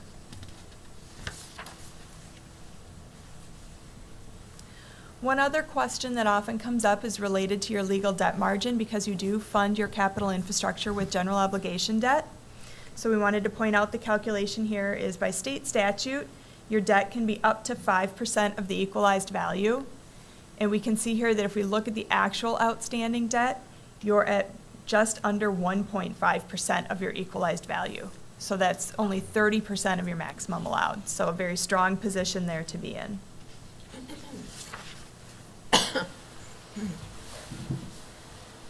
So one other item that I wanted to cover as part of the audit standards is there's a number of items that we're required to communicate to you as the governing body. And I won't go through all of these in detail. I did want to point out that there was one new accounting standard that was implemented for 2016. This was GASB number 72, which really related to disclosures for any investments that are carried at fair value. It didn't change how you value your investments at all or how they're reported on the statement of net assets, but it's within the footnote disclosures. There's additional information provided to the reader related to how are those fair values calculated, what types of source of information is used to do that. And then there was, as a result of this year's audit, one uncorrected misstatement. What happened is there was one item that was noted by management after the books had been closed that had been accrued twice. It was not a material amount. It did not have a significant effect on the financial statement, so it'll be corrected in the following year. Other than that, there was really no items that I need to highlight. Everything went very smoothly as part of the audit. We received a lot of cooperation, great communication from management, as always. If there were anything that were identified as part of our audit process that we felt was a weakness in internal controls, that's something we'd have to communicate to you. There was nothing that came about this year that we felt was a weakness in internal controls that would rise to that level. So the processes that we walked through were all working very well. And with that, I also wanted to provide you my contact information if there's ever questions or things that you feel we need to be aware of for the following year's audit. I can be reached at any time. From the district standpoint, it really is a team effort. Mark and finance really lead that, but in years past, we've had issues with different types of IT reporting systems, and so IT's done a lot of work to address those issues in the past. So it really is, whether it's tech services, HR, IT, they're all working very hard on these things. Well, Kevin, it's without say, the staff, kudos once again.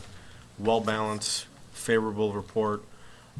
It's obvious that, we got the right people in the right places, making the right decisions about our position.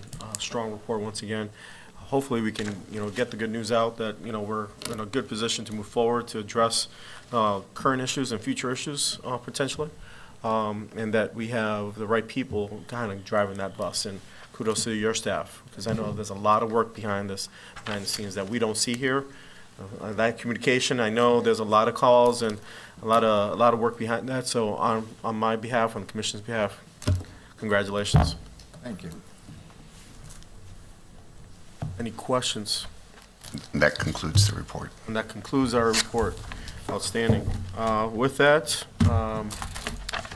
there's no other further questions or comments at this time. I'll take a motion for adjournment. So moved. Second. So Commissioner Hermes. Let's make it. Oh, let's make it his. That's Last right. meeting. That's Let's right. make it his. Commissioner Gramlin, and seconded appropriately by Commissioner Hermes. With that said, all in favor? Aye. Any nays? Seeing none, we are adjourned.